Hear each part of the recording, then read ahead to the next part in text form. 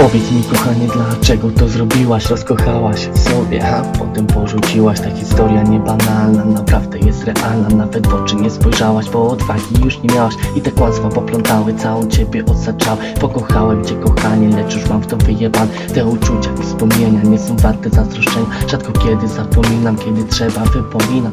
Miłość nie istnieje, gdy przychodzi czas ją zjeca. Miłość to nie kumulacja lotto. Do każdego życia motto, brat, nie jestem romantykiem, astronautą czy fizykiem, ale to wiem, ona przyjdzie nam z wynikiem, tak.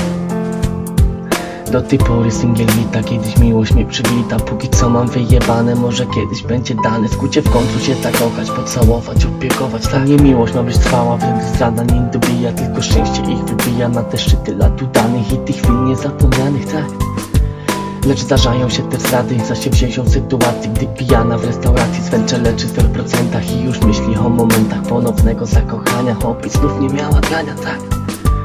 Jeśli miłość jeszcze do ciebie nie przyszła, to znaczy, że jest wielka, nie idzie powoli. Jeśli miłość jeszcze do ciebie nie przyszła, to znaczy, że jest wielka, nie idzie powoli. Jeśli miłość jeszcze do ciebie nie przyszła, to znaczy, że jest wielka, nie idzie powoli. Jeśli miłość jeszcze do ciebie nie przyszła, to znaczy, że jest wielka, nie idzie powoli.